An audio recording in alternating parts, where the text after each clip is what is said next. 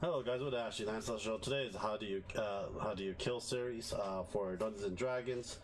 It's going to be from AD&D to 5th, Pathfinder, and Starfinder, and a whole bunch of D20 module. For now, we'll do 5th and Pathfinder for a monster that I usually encounter a lot, or put in my counter so many times. It's the trolls. And if you like the series, comment down. Also, creature you guys want me to go look over for certain books as well, and I will probably do it as well. Mind Flare. Ashley wants a Mind Flare. Mind Flare. It's a little bit advanced. Not everyone goes towards this Mind Flare until they're high enough level. We beat it. We beat it before. Yeah, I think you're level what, 16? 14. So we're doing Troll. We're doing the 5D&D one. This is what it looks like right here. They're easy. Not really. That's a hard time on the Iron Gods. Trolls are born with a horrific appetite. Trolls eat everything they catch and they devour. Cancel this. Anything they devour. They have no social society to speak of, but they do serve as mercenaries to orcs, ogres, Etons, hags, and giants. The payment trolls demands food and treasures. Trolls are difficult to control, however, doing as they please even when working with more powerful creatures. They have a regeneration. All the trolls that I know from Advanced D&D has regeneration. Regeneration. Smashing a troll's bone and smashing through the rubbery hide only makes it angry. A troll's wounds close quickly. If the monster loses an arm, a leg, or even its head, those dismembered parts can sometimes act with a life of their own. A troll can even reattach severed body parts. Untroubled by its momentary disability, only acid and fire can arrest the regeneration property of a flesh trolls.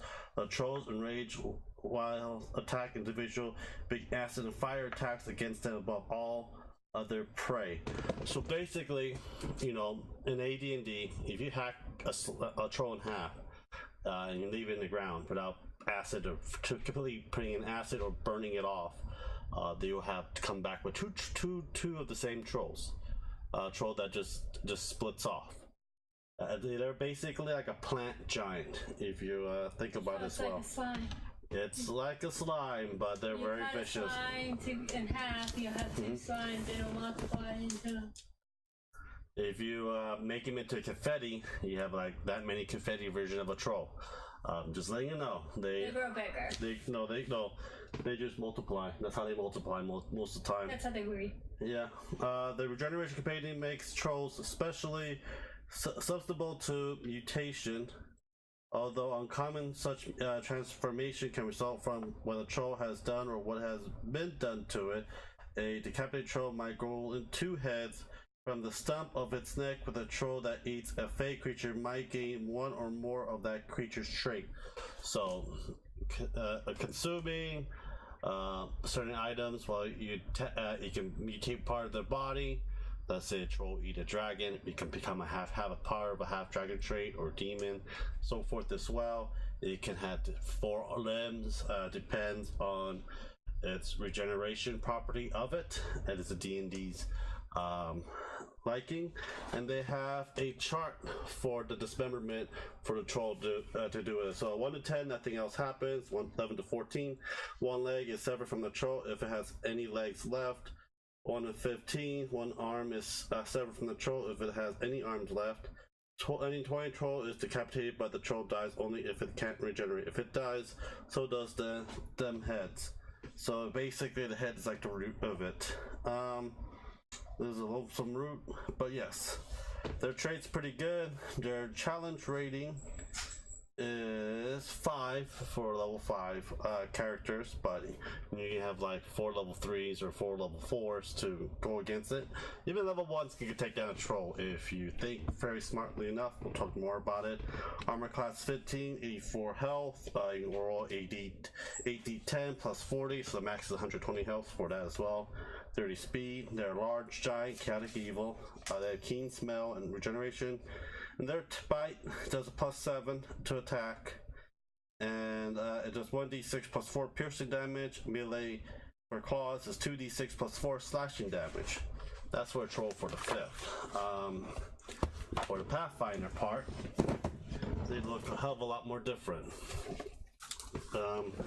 Trolls, this tall creature has rough green hide, its ends and claws, and its bestial face has a hideous tusk underbite.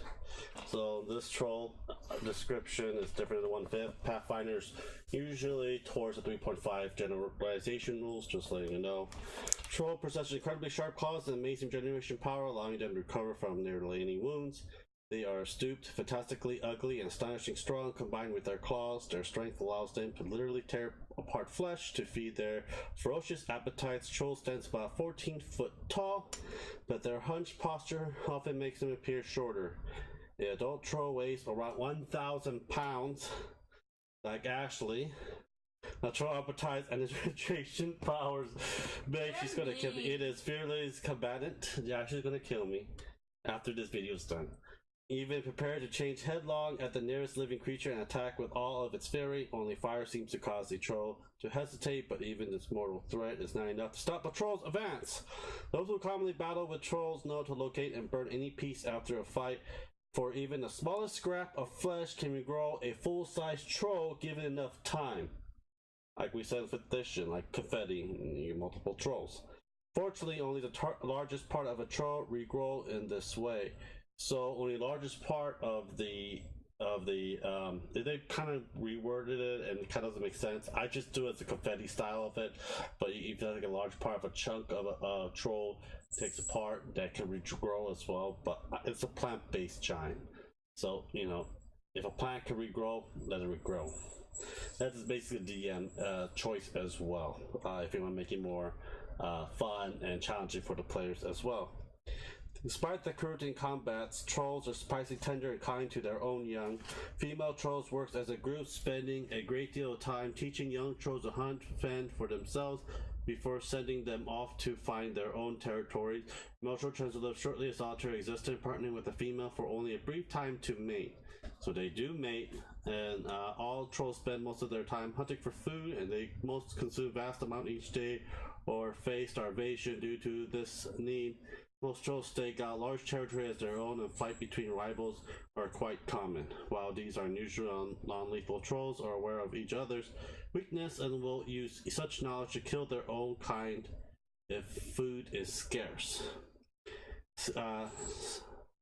Scravs deal well in both flesh and salt water. These are a different type of troll. The troll have the aquatic subtype and the amphibious special quality. Scrags have a base land speed of 20 feet and swim speed of 40 feet.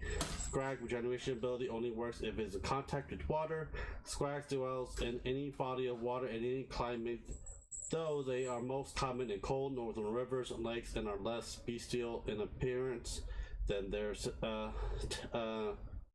terrestrial cousin, though no less violent. This is challenge rating 5. Armor class is 16, so 1 higher than 5th edition. It's a large humanoid giant. I call them plant-based giants, but it's really up to you guys. Very high fort, very low on reflex and will. Bite is +8 to attack, 1d8 +5. Claws are +8 to attack, 1d6 +5. Special attack is rend, is 2 claws. That does 1d6 +7. And yes, you see organized solitaire or gang of 2 to 4 treasure standard. So basically, if you want to be first level character and you go against a troll, fire and acid will be a big asset to it. You can literally have several bottles of oil, throwing it at it, burning it, slowly killing it with fire by burning with oil. I think oil has a consistency being on for about 5 to 6 rounds. I believe different players' handbook is very different. Sometimes it goes 2, sometimes it's 1. Fire is your greatest thing. If you can actually make a trap, a 20-foot hole down, 10 foot wide, and that goes down, and you just cover in oil, throw a torch down, burning it up, and just keep feeding it with wood. That's one way of slowly killing it. You're just basically roasting it alive. It will not regenerate or so ever. Trolls are very dumb, so they'll fall for a lot of tricks and traps, just letting you guys know. But usually you should have fire type spells, acid type spells to go against it. You do not want to get up close to it unless you're a higher level and your tank has like an AC class of 20 or more, but usually high enough health to take it on. But usually it's a lot of range weapons will be very effective against a troll unless you're a very strong fighter, paladin, cleric, and so forth as well.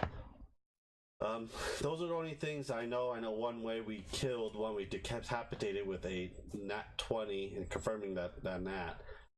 Usually you have to luck for the rolls for that, or you have to luck the dice, go for it. But other than that, it also depends on the DM how he wants that troll to be dead. Because a lot of times, you don't know what the GM going to, you don't know how much damage, do so many damage. And every round they get about 1d6, 2d6 worth of healing every turn, unless you cauterize that wound.